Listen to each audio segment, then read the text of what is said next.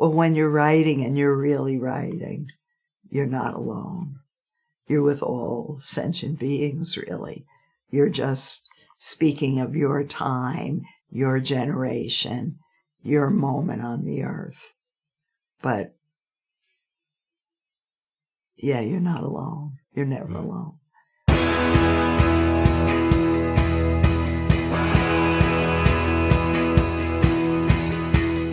Welcome to The One You Feed.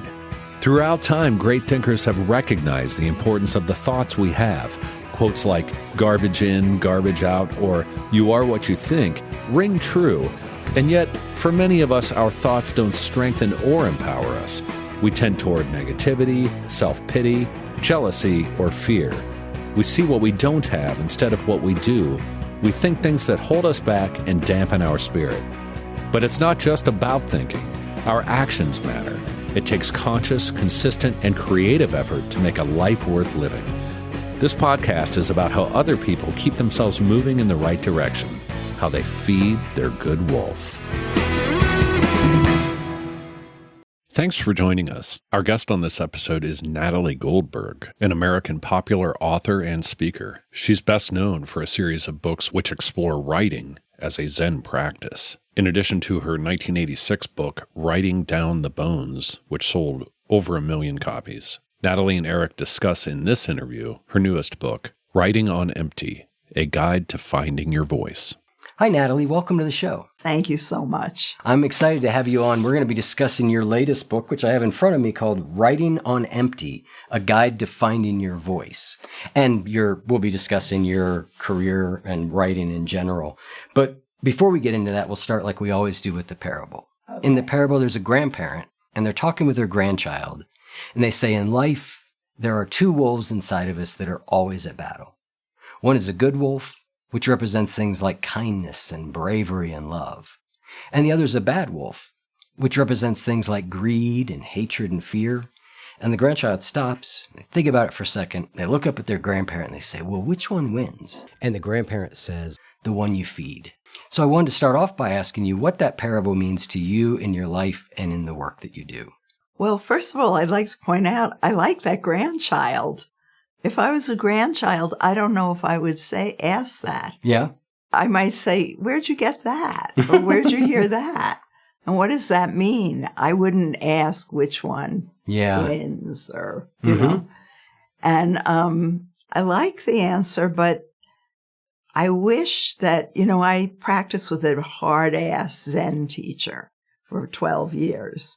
Kick-ass. I only understand that now because, America has, in a way, America is like the two blend.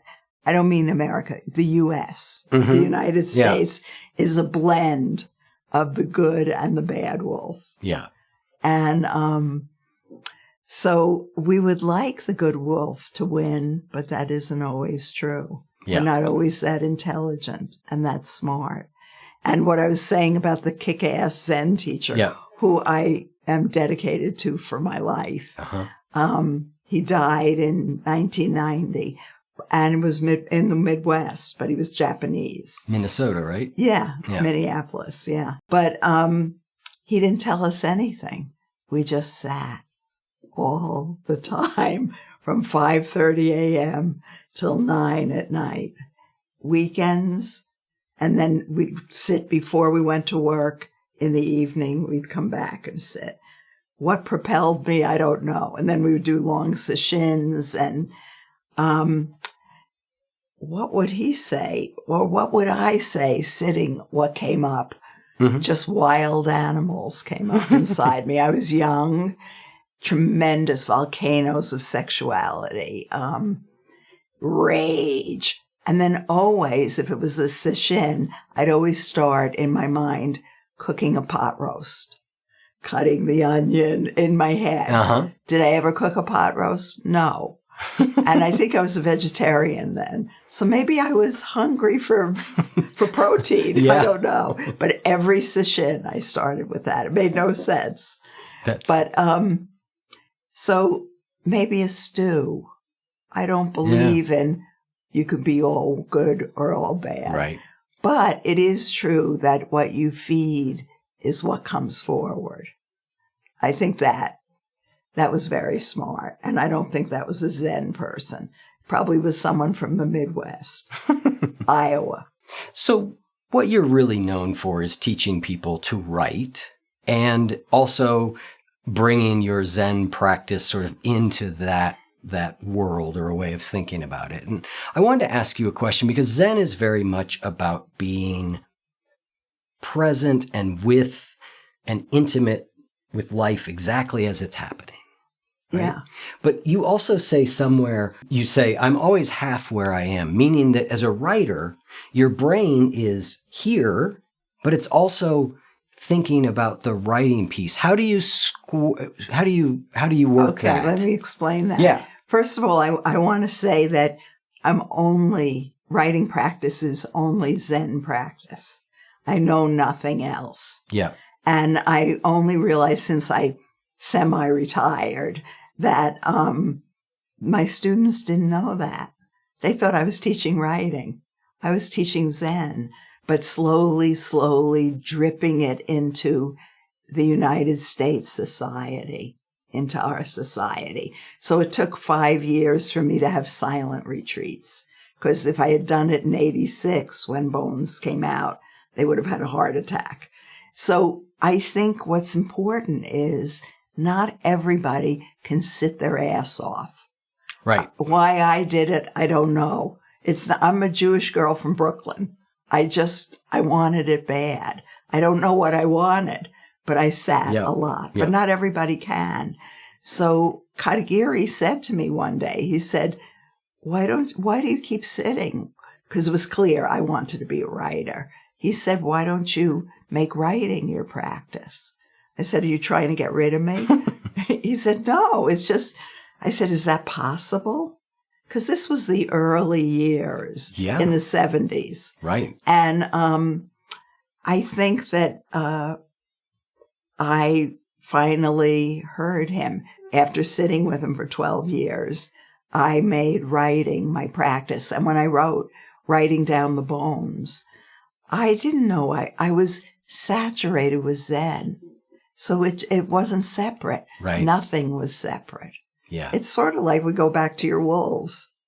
It was very smart, but the wolves are mixed up. Right. There's not just one wolf in there. Right.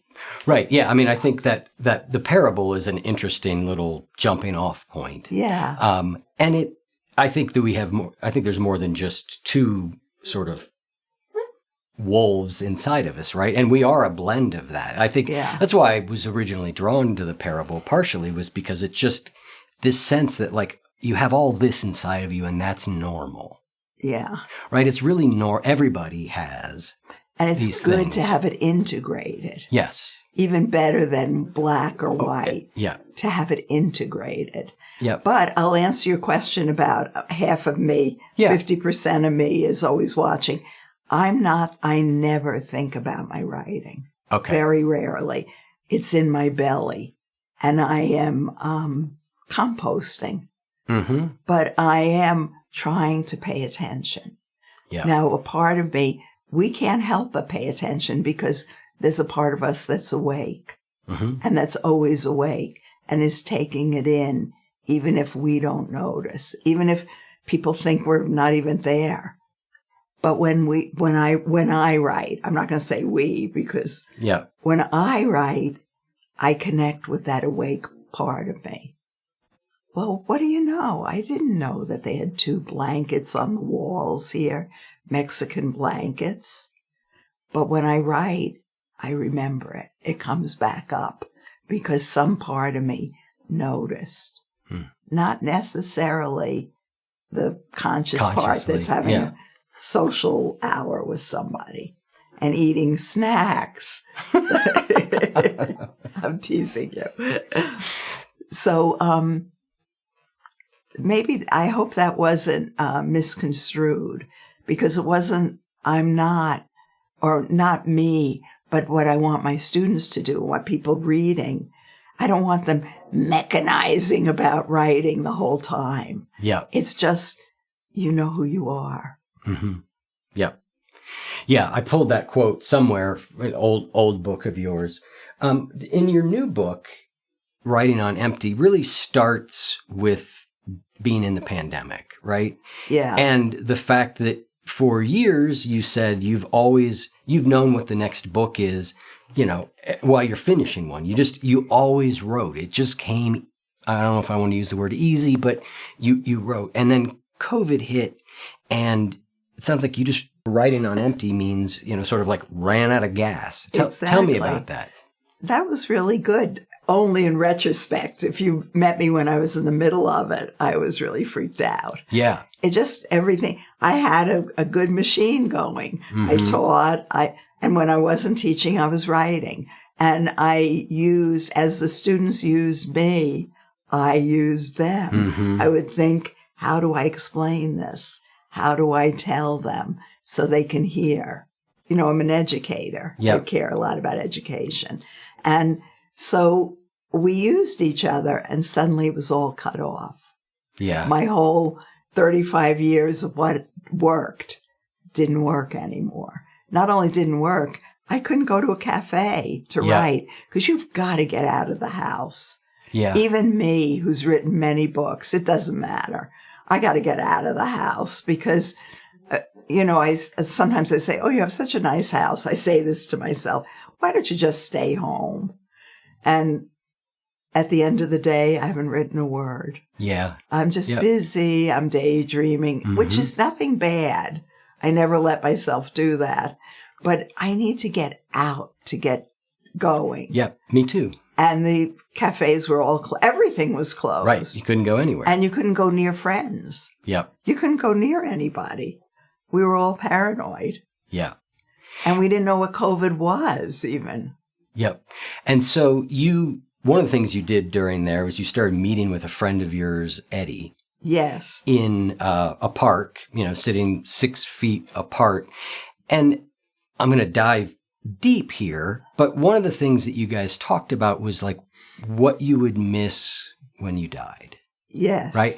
Because mortality is a theme in this book. You are coming face to face with it more, maybe. The fact that you had to stop sort of brought some of that stuff up in you.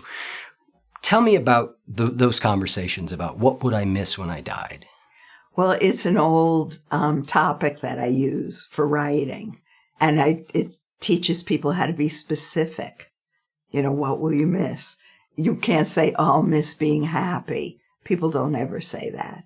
I'll miss the straw in my Coca-Cola bottle. If I dare say Coca-Cola. It makes people specific because you die in a certain place at a certain time, a certain day. So it immediately, and also, you mean I'm going to die? In the early years, I remember I would meet people, and the first thing I would say to them is, where do you want to be buried? And I didn't realize, because I had been in with Katagiri for so long, that I didn't realize that was shocking, actually. But maybe I wanted to be shocking when I was a young teacher. I wanted to wake people up, But, Eddie and I sat opposite each other in a park, and then we would whisper, if you take off your mask, I'll take off mine. I won't tell anyone. We looked around because the police were there. The police would come and monitor the parks. And so we stayed far enough away. And we picked topics. One of them was, Eddie, tell me what you'll miss when you die. And Eddie isn't a real talker. We're good friends, so he'll talk with me. But, that stumped him. And I remember him looking around. And then he said, birds. I thought, Eddie, I didn't say it then, but I thought, Eddie, you are so dull. And then he's not. He's very, very smart. So then he said, I'll miss Mary, of course, his wife. Yeah. And then by the end, I said, 2 more minutes, I think I said something like that. 2 more minutes. And he said, I won't miss you. And he said, does it count when I don't talk? I said, yes. Running down the clock. Yeah, exactly. I think birds would be high on my list of things I'll miss. Well, I think he heard one. Yeah. We were in the, park and he looked around. Yeah. Yeah. I'm very fond of them. That's wonderful. Yeah. Yep. Do you know the names of them? I don't, generally. My partner, Ginny, does. I sort of take the approach of being a Zen student myself of like, can I just appreciate the bird without having to categorize it or call it anything?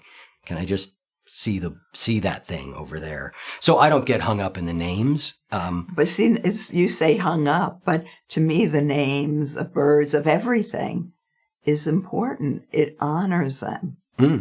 It's a further honoring. Yeah. And it's a specificity, right? It's certainly, from a writing perspective, it's far better to talk about the golden-breasted woodpecker versus the bird. Yeah, exactly. But it's not just writing. See, I think we have a false idea about Zen. Yes, it's good to hear it, to just stay and listen. But I think it even deepens it to know the name. Yeah.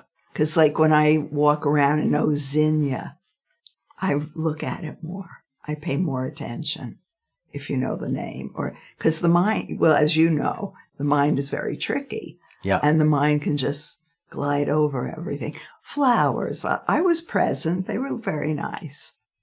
I saw something today. You live here up in Santa Fe. We were up in Santa Fe today, and we went to Upaya where you're going to give a talk. We sat this morning, and we took a stroll afterwards. And I saw what I think were wild orchids. Is there such a thing? Is that what I saw? Is that possible? No, you didn't see wild orchids. Okay. Do you know of a pink plant? Well, I guess we're getting off topic here. My guess is you saw sweet peas. Wild sweet peas. Do they look like orchids? Yes, they do. All right, wild sweet peas. Yeah. Tell me about finding your path back. I mean, that's what this book is all about. So I'm asking you to sort of shorten something. But what were some of the things that allowed you to find your way back to having things to write about, but also feeling more settled in yourself than you were during sort of this period that was difficult? It was really hard. Well, first I want to say I'm amazed and very proud of this book because I didn't think I could pull off another book. I was really out in the cosmos, during this time. Well, one of the things that really helped was my partner at the time said, I'll drive you. I had a artist residency up in Washington State in Port Townsend. And I was too out of it. I thought, what will I write about? I'm not a writer. I'm going to cancel. She said, I'll drive you. I said, I'm that bad? And she said, yeah. In other words, get out of here. And as we were driving, we stayed overnight in Salt Lake City. And I was dead. I mean, I was blown out. I did have, and I write about it in there, a vision of my mother finally. Because everyone would say to me, you never write about your mother. You've written about your father. Mm-hmm. And finally, I wrote about my mother and felt compassion. I thought, is this how she felt as a 50s housewife? So I wrote a lot about her. But then to wake up as a writer, I was in that hotel room, and we stayed overnight. And Maxime, that isn't the name I call her in there. I call her something else because she doesn't want to be called by her name. So I won't say it. Erase that word. Don't you forget it. So she was falling asleep. She's a very good sleeper, and she was taking a nap. And I suddenly became curious. Where are we going? And I looked at the map because how did she pick her route? Mm-hmm. And I knew she did it. She's a computer whiz. So I know she did it with the iPhone. Yeah. But, I don't believe in that stuff. And I was watching. You don't even know when you go from one state to another. It doesn't tell you that. That interests me. Mm-hmm. I think it should interest everybody. What state are you in? So, you know, metaphorically and also physically, specifically. Right. So I looked at the map. A map, ladies and gentlemen, you unfold and look and you can see different states and how they meet each other. I'm saying that because just last night, my friend told me her son has no idea, has never seen a map. Yeah. And doesn't know how to read one. So I was reading it and following, going to Port Townsend, and 2 hours north was the grave I have always wanted to go to. I always go to graves. And actually, I think I wrote about it in my last book or the book before. I love to go to the graves of writers and artists I love, you know, to see where they ended up. People think it's weird, but I know from Zen, or I just know we all die. Yeah. So I'm acknowledging it, and I get to tell that person, whoever it is, you know, I tell them all about how I felt about their work and stuff. And some of them are dead a long time. Yeah. So I never thought I'd be near Idaho. And I saw we were going along the southern border of Idaho. But 2 hours north, we could hit it. So I told my partner, and she said, sure, why not? I allotted a lot of time for us. Really? And then suddenly I started coming alive. I started to be Natalie again, instead of a mummy, you know, just like having no idea what to do. Yeah. And we drove up there, and I went and found Hemingway's grave. Now, Hemingway is not, you know, he's nuts. He was nuts. Yep. They did a documentary on him that was, you know, really revealed even worse than I had any idea. Than we knew, Yeah. But he was my first teacher, not physically, but I would read Death in the Afternoon and Movable Feast, and I'd study it as writing because I was drawn to it. And really, writers are your teachers. So I went and found his grave. And the sun was almost setting, and I found it, and I just sat there and poured out my heart to him. Now, I knew he couldn't have cared less, and he killed himself in 1962. Yeah. It's a long time ago, so it probably was just dust down there. But it was his dust, and I wanted to talk. Clearly, I wanted to talk to him and thank him and just go on about my life. And what should I do? And I'm lost. And, you know, I went on. And, I remember telling him about haiku because I just finished a haiku book. And then in the middle, I thought, he doesn't know about haiku. Shut up, Natalie. He doesn't care about haiku. I didn't mention Zen, I don't think. Mm-hmm. I didn't mention anything he wouldn't like. I didn't mention alcohol because I don't drink. Yeah. But, I did talk a lot about writing, which I knew he'd be interested in. And then I said, well, what should I do? And, of course, he wasn't going to answer me. He probably thought I was an idiot if he was down there. What is this girl with a heavy New York accent doing here? But the answer came to me. And it wasn't any different than I've always known. Shut up and write. Keep your hand moving, no matter what. Just like when you learned with Katagiri, sit. Yeah. You know, no matter what you felt, you sit still. You just sit with it.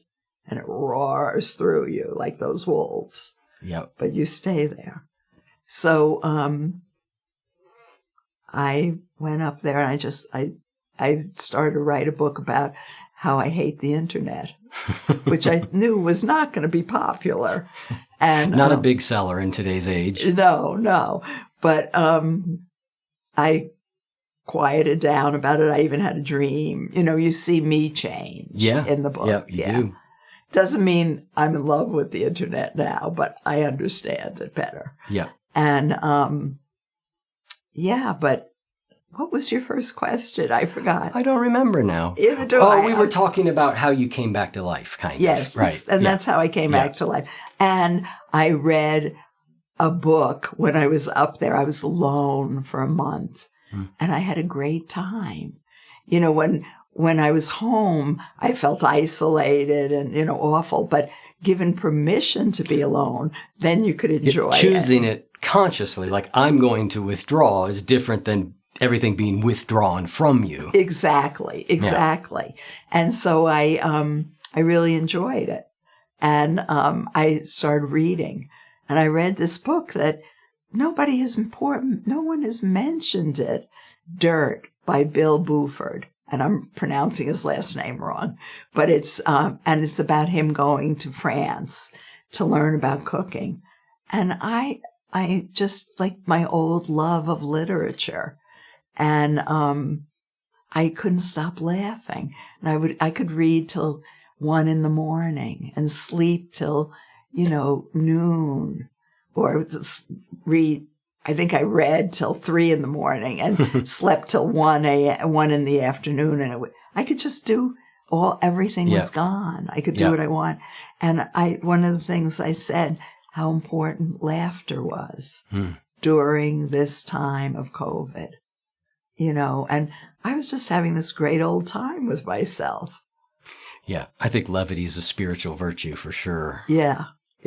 Hi, everyone. One of the things that I know many of you struggle with is anxiety. And very recently, I shared some tips on managing anxiety in our newsletter. Specifically, I shared a practice on clarifying your values. In the practice, you write down 1 or 2 of your core values and then identify one action step that aligns with them. I find that taking one positive action towards things that matter to me really helps reduce anxiety. Also, I have a reflection question. What positive experiences have you had today that you could focus on instead of your anxiety? Every Wednesday, I send out a newsletter called A Weekly Bite of Wisdom for a Wiser, Happier You. And in it, I give tips and reflections like you just got.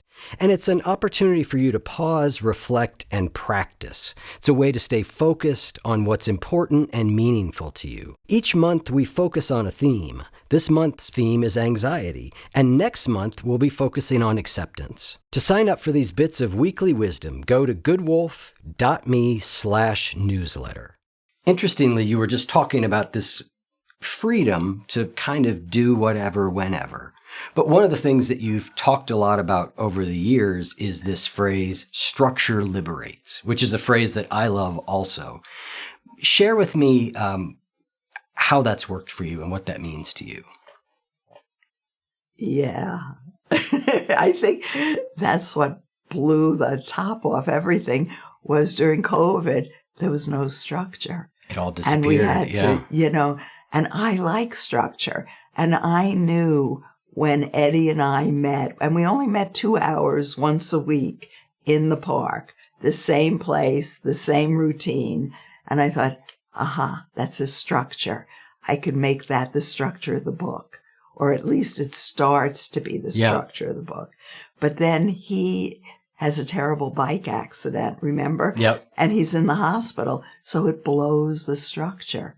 Yep. And blowing the structure, now what?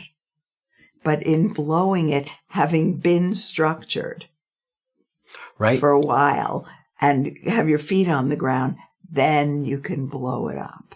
Yep. But you have to have a structure, some kind of structure.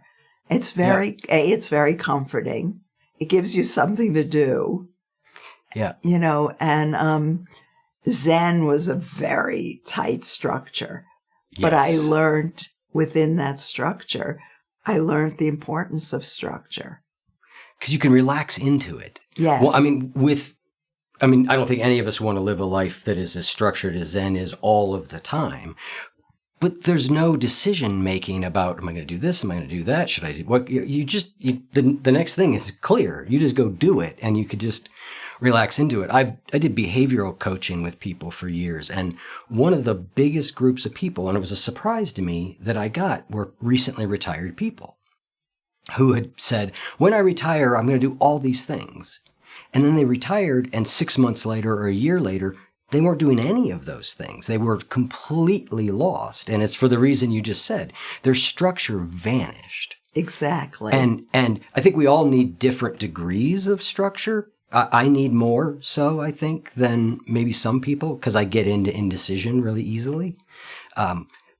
But yeah, it's such a valuable thing in our lives. And we're never taught it, or it was never mentioned. We're in it, like in the school system, but you're right, we're not taught the value of it. Yeah, we don't know the value of it. Exactly, exactly. But there was a great value in it, in structure. And I realize now that I keep calling myself semi-retired, because when I say retired, all my friends say, you're not retired, you're doing this, this, and this. Yeah. But I've learned it's really important for me to make a list each morning, what I'm going to do. Otherwise, the end of the day, I'm just daydreaming, which isn't bad. Right. Isn't bad at all. But it's, again, that wolf, the two wolves. Yep. We need a third wolf, one that does nothing. I was going to call it lazy wolf, but that's a pejorative term for the wolf, the chilled out wolf. There's a line in one of your books that I just really love. And you say, in the middle of the world, make one positive step. In the center of chaos, make one definitive act just right. I love that idea of one positive step. Like wherever you are, wherever you find yourself, like stake a claim right there with one positive thing. You know, it was hysterical when you read it. I got so into it. I thought, who wrote that? No, I thought, what are they going to do?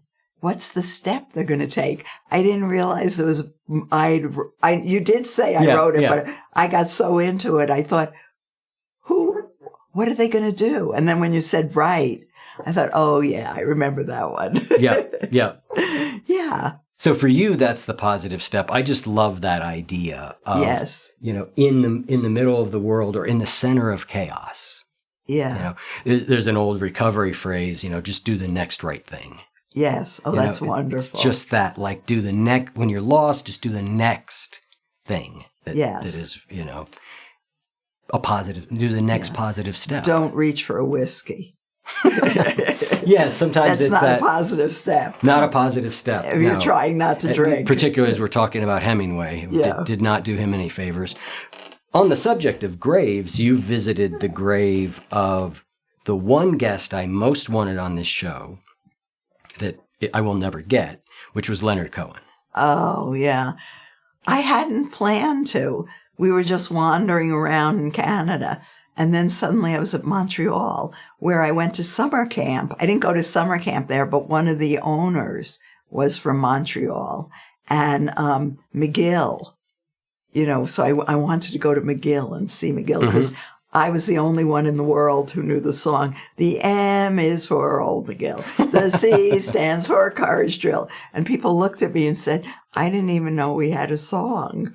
So I was dying to go there. And I went to Leonard Cohen's grave. And amazingly, while you were there, you meet a woman. I didn't realize, when you're in it and things happen, you don't realize how extraordinary they are. When I read it for the audio book about going to Leonard Cohen's grave, how did that happen? She was shocked. Yes, she had first of all, I didn't know it was the 6th anniversary of his death. Isn't that amazing? It's amazing. It's been that long. He's been gone that long. Wow. Yeah. And there were fresh flowers, and she had brought them because it was his 6th anniversary, and she'd been friends with him. And then it turns out she was the sister to Maria, who was from Upaya. When she heard I was from Santa Fe, she said, even that I was blasé. Yeah. Oh, yeah, Upaya's down the road from me. She said, and she was, oh, my God. She was aware how amazing it was. I wasn't until much later. Right. You're at Leonard Cohen's gravesite, and you meet a woman whose sister studied at the Zen Center that you teach at. Yeah. And you knew her. Yeah, it's extraordinary. Yeah. And she was a really, and I was nervous if I was saying the right person because we didn't have a picture or anything. Right. Yeah. But the next day, she said, I'll take you out for lunch and I'll take you to Leonard's favorite place is a deli. I thought, oh, okay, I'll go. Yeah. So we met, and sure enough, that was Maria. I knew. Oh, I really did know who she was. Yeah. And I got to tell Leonard, thank you. Yes, I would like the opportunity to do that someday. Yeah, thank you, Leonard. And you go to someone's grave, you learn a lot. I knew he would be next to his mother. He was, and it's very rare. I've gone to see a lot of artists. They're not buried next to their mother. Mm-hmm. And the whole family, the Cohen family. But he would go back a lot to Montreal to visit his family. Mm-hmm. It's rare that you stay connected with your family. Yep. So it was very touching. And Hallelujah was written at the base of his gravestone in gold letters. Mm. An extraordinary person. Yes. Yeah, he was. And he was a Zen practitioner, He too. was. Yeah. He was. I knew, I was friends with a fellow monk, a monk that was at Mount Baldy with Leonard. Ah. And I asked him, I said, look, I know this is a real, imposition to ask this, but do you think you could ask Leonard whether he would be a guest on the show? Oh. And he said, I will ask, but you should know his Zen name means great silence. So I wouldn't hold your breath. And it didn't end up happening. It didn't end up happening. Yeah. Yep. Another thing that you wrote, this line really struck me. You said, our hope is that writing releases us. Instead, maybe it deepens the echo. We call out to our past, and our past calls back. We are alone and not alone. That was pretty good. When did I say that? Yeah. When did I? Old Friend from Far Away. Oh, What's that? That's from that book. Yeah, okay. Deepens the echo. Yeah. So it's a beautiful idea. I want people to understand that I'm as surprised as maybe you are or anybody when I hear it later, because when you write, and this is the pleasure of writing, you eventually, like mixing up oil and vinegar, the vinegar drops and the oil gets clear. So at the beginning of my notebooks, or beginning of each time I sit down, it's usually, I have an itch on my back, my hand hurts, and I like to complain to begin the wall, and so I can break it down. And then eventually you go to a deeper place where writing does writing, and you're out of the way. Yep. And that doesn't mean that it's not Natalie writing. It's not like a soothsayer comes through me, but it's the mind with that echoing, the mind that's echoing with everybody and all mind. It's not my mind. So what did I say there? The writing doesn't release us, it deepens the echo. Yeah. But the other part that I love, we are alone and not alone. Yeah. Well, when you're writing and you're really writing, you're not alone. You're with all sentient beings, really. You're just speaking of your time, your generation, your moment on the earth. But yeah, you're not alone. You're never alone. And that's what people need to understand, that writing isn't alone. It's connecting with ourselves and with everyone else. When you're working on a book, are you also doing more like free writing also? How are you managing your writing time, right? You've got a book you're working on, but I get the sense you're also writing things that aren't for the book. Yeah. I'm just doing writing practice. And really, for the book, I only know writing practice. Something like that only could come out of me with writing practice. So I don't know anything else, so I keep my hand going. And then when I look back, there's energy. There's energy with some words, and they're really alive. And that I pull out. Especially for poems. I used to be a poet. But for a book, right now I'm having a wonderful time in that I'm just diving deep, and I don't care where it goes. And I don't know if one is connected to the other. I just go. And oddly, I didn't think my right hand would ever fail me because I handwrite, but it's been hurting. And so I save it, for writing. Yeah. And so I do a lot of things. I brush my teeth now with my left hand. I do lots of things with my left hand to save my right hand. And I only know writing practice. And what is writing practice for you? It's showing up, keeping your hand going, and getting to that place of writing does writing, and you're out of the way, which is so freeing. Yeah. It's so freeing for the other people, for us. And you can hear it when your students, when we read to each other, sometimes they're just alive. Yeah. It's alive, but it doesn't mean it's alive like grass. It's alive. They're present to their life. Yep. And it's fabulous. And it's their life. I read that all the time. Louise Erdrich, many writers. You mean my life? You mean my Jewish life in Brooklyn is valuable enough to write about? That's my main interest, is having people have an encouragement that their experience is valuable enough to write about. Because we didn't think so. We thought only Whitman, high on a hill, struck by lightning. Whitman's wonderful.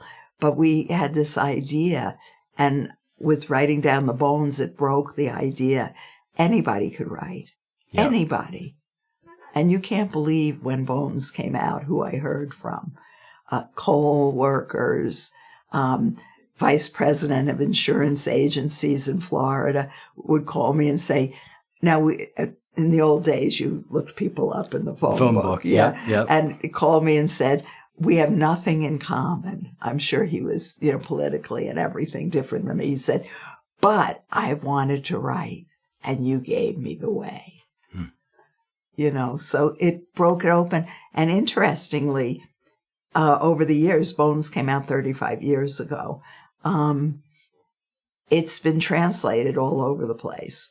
And I was with Henry Shookman, who's a friend of yours, who, when Wild Mind, my second book, came out, and it was more about writing practice, and England just tore it down. And Henry was luckily there, and I read it aloud to Henry, and Henry said, don't pay any attention. They're just uptight about literature. And sure enough, France and Israel, who they both honor literature so much that they were the last ones to translate. Interesting. But I lived long enough to see them do it too. It's interesting you say that, because you clearly spend a fair part of the book talking about how you don't like the internet. You've changed a little bit, but still not your thing. Exactly. Right? One of the things, though, that I think has been interesting about the internet is that it has allowed and given permission for people to write and publish directly to the world. Right? This podcast goes out to, a lot of people, right? And I didn't need to get permission from any ABC News or anybody to do it. We just did it and gave it to the world. And the internet has done that, I think, for better and worse, but it has democratized to some degree the ability to write and create and give it directly to people without the gatekeepers we used to have. I appreciate that, because I didn't understand that till just now. Yeah. That I would be radical about and would like. Right. What I didn't like about it, and I saw it in my students as time went on, their minds were being taken from them. Yeah. Their memory, everything. And nobody could tell me how to just describe how to get to their house. Right. I've taken tremendous pleasure in, the big cottonwood on the corner. You turn when you see that big cottonwood. Yeah. Nobody, and I think people have gotten ruder, because I'll be like, I'm going to Portland, and I'll ask someone in Portland, Maine, I'll say, and I'm saying this a few years ago when I was there, I said, this restaurant, is it near here, this street? And they said, I don't know. Look on Google. Yeah. You know, they're very rude now. Or they'll pull out Google. I said, how long have you lived here? 20 years. You don't know the street? It's supposed to be right around the corner. Yeah. And so I think it's taken people away from themselves, too. Yeah. I like what you're saying, but also, you know, talk about structure. I'm going to say something that's, I guess, dangerous. Now, maybe it isn't. I'm not in the world of the computer so much. So, right. You know, when it was, what was it, Arab Spring? Mm-hmm. And I thought, and everybody thought, see how fabulous it is, all these cell phones and I thought, they don't have structures. They don't have structure for what they want afterwards. Yeah. And it scared me, and it proved to be true. You got to know where you're going. Yeah. I mean, there's no doubt that our current technological age, I think like all technologies, brings a host of positive and negative benefits. And the ubiquity of devices at this point, I think anybody who's a thinking person in today's day and age will say, yikes. Right? I've got a weird relationship with these things. And if I'm not careful, I have more of a relationship with these devices than I do anything else. And that, I think, collectively, most people would be with you on. That's not a good thing. Yeah. Well, it scared me because I saw it with my students, and I lost interest in teaching because it was way beyond me at that point. I could wow. I think people are coming around now. Yeah. There are certainly lots of movements of, you know, people trying to have more space in their life. There's been a big resurgence to your background, Jewish background, of digital Sabbaths, right? Where, you know, Shabbat, where people will take a day a week where they just don't connect to anything digital. Yeah. You know, and so there's been more of that sort of happening. I want to talk about working with your mind.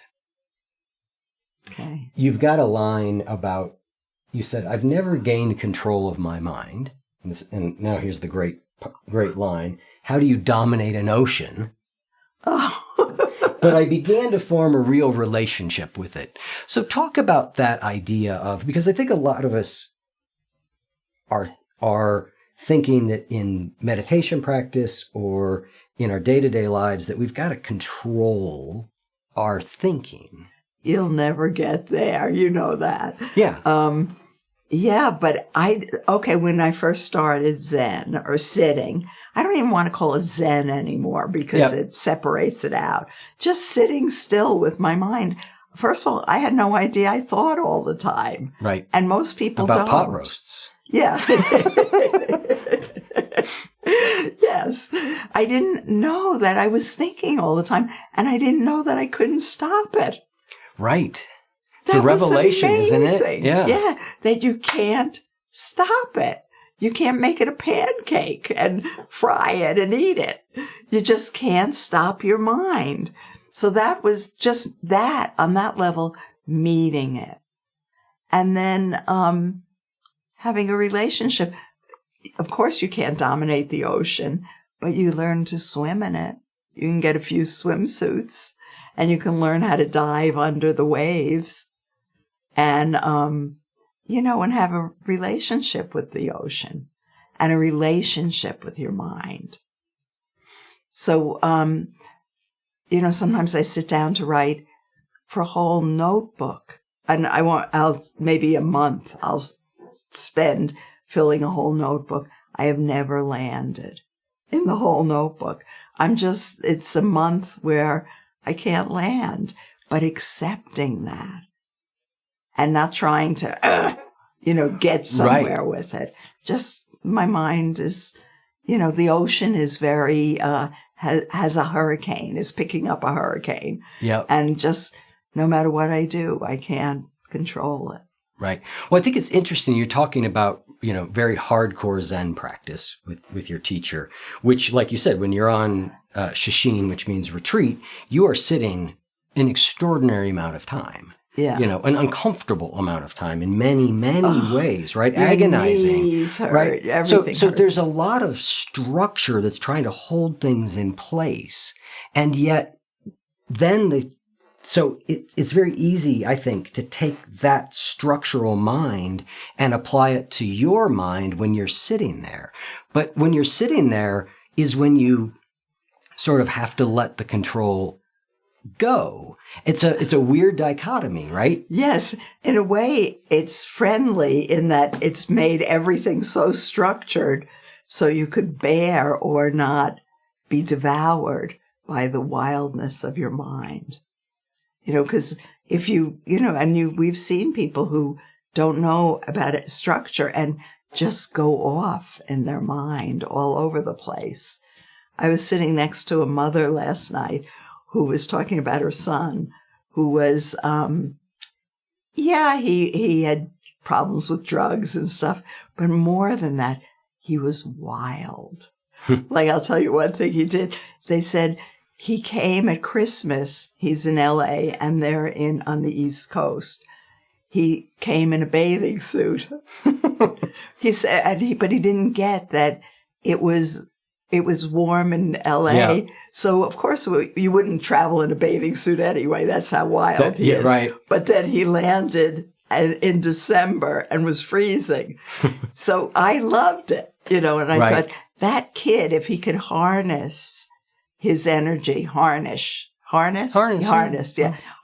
his energy, he'd be fabulous.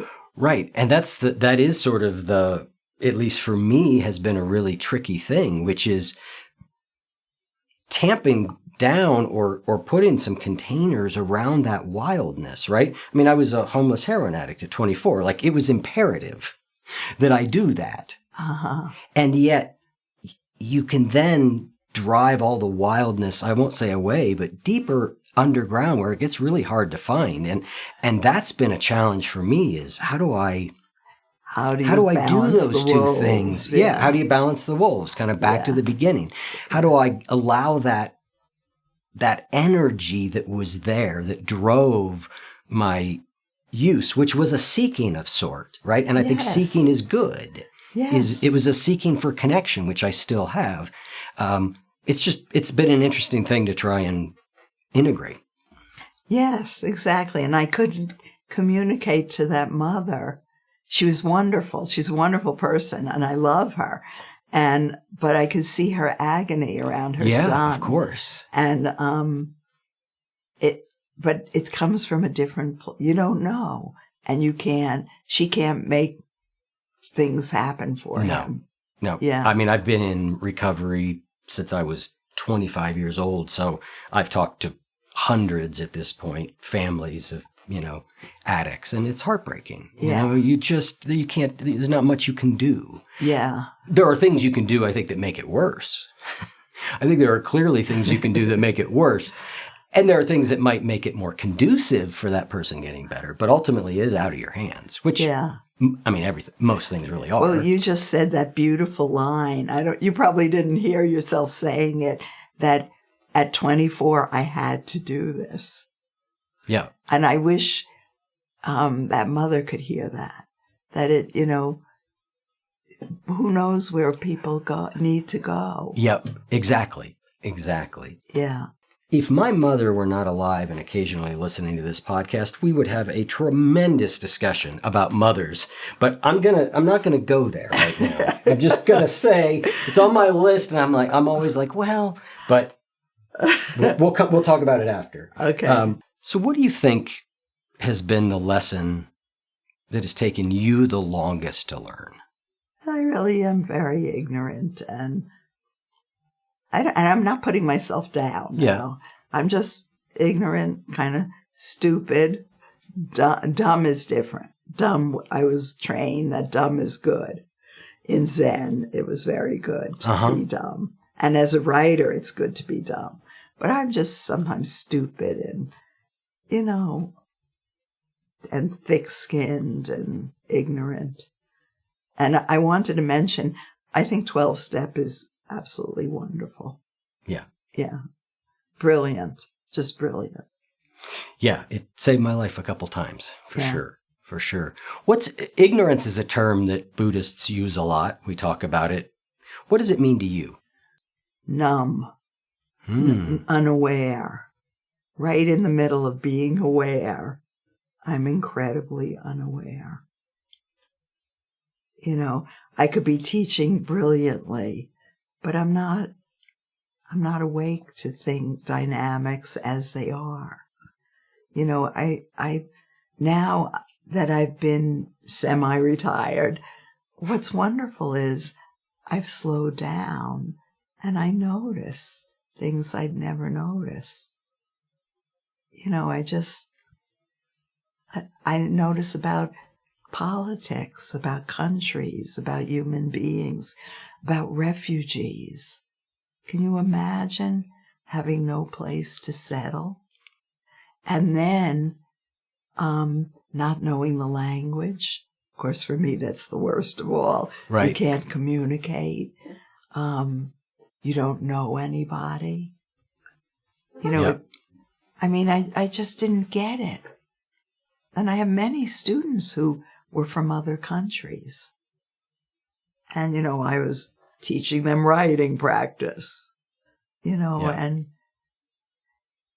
you know, I wrote a book in 2004 called The Great Failure, where I find out that Katagiri had been sleeping with some of the students. Oh, I wish I'd read that one. I'm going to have to check that out. Yeah, it was, nobody talked to me for a year after it. No one.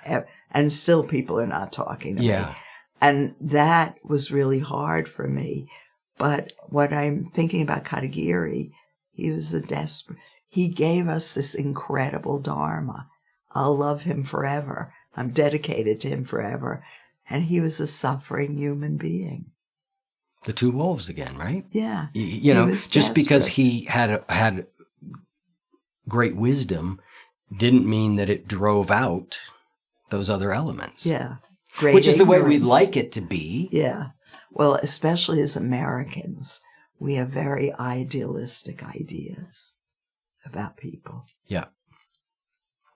I don't know who it was who said,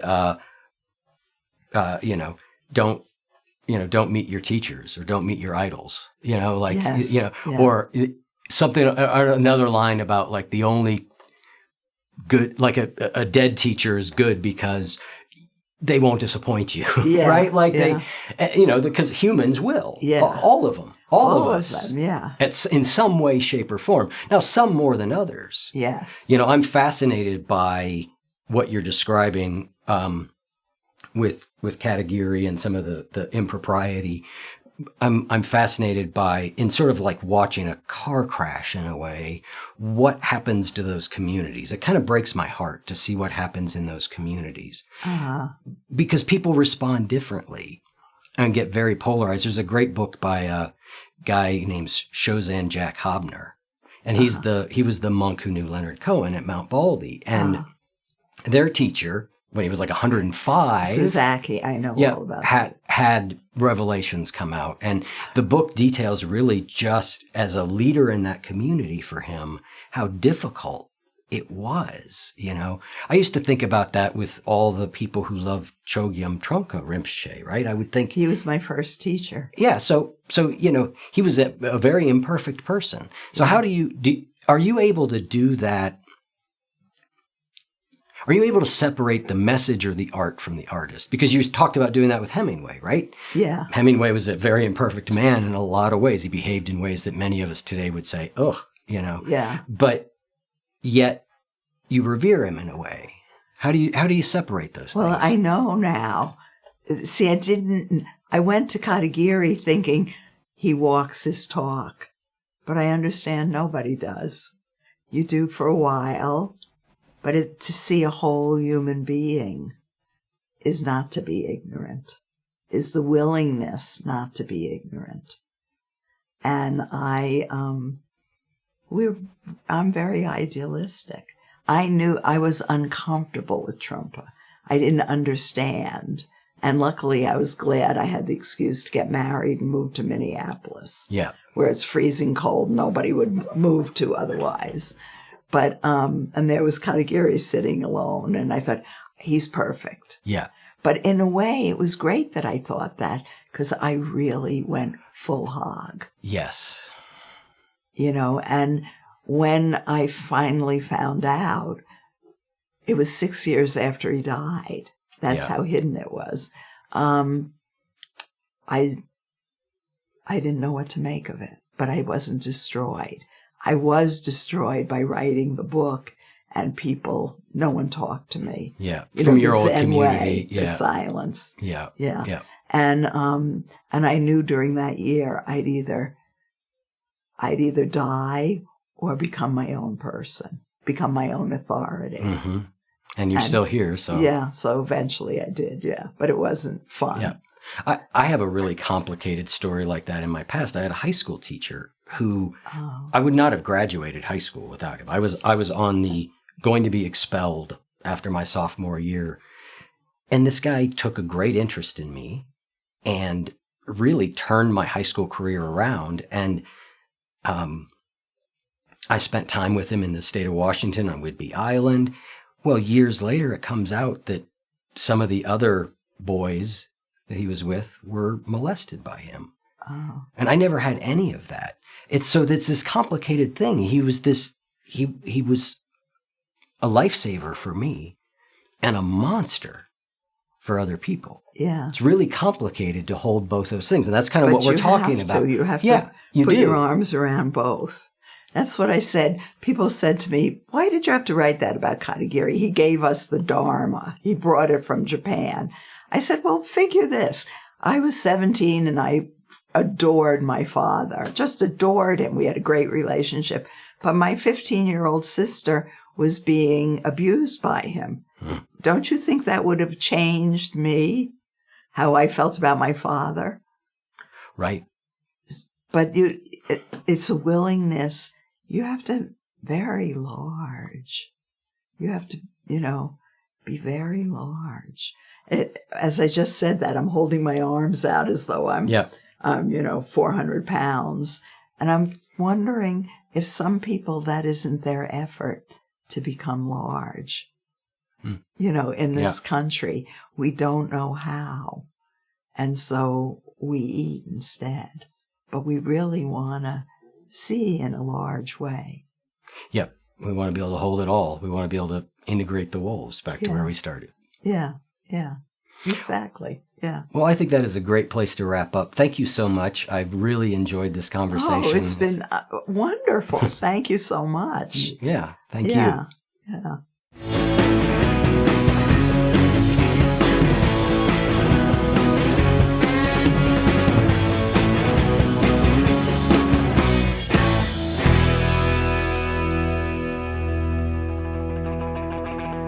If what you just heard was helpful to you, please consider making a monthly donation to support the One You Feed podcast. When you join our membership community with this monthly pledge, you get lots of exclusive members-only benefits. It's our way of saying thank you for your support. Now, we are so grateful for the members of our community. We wouldn't be able to do what we do without their support, and we don't take a single dollar for granted. To learn more, make a donation at any level, and become a member of the One You Feed community, go to oneyoufeed.net/join. The One You Feed podcast would like to sincerely thank our sponsors for supporting the show.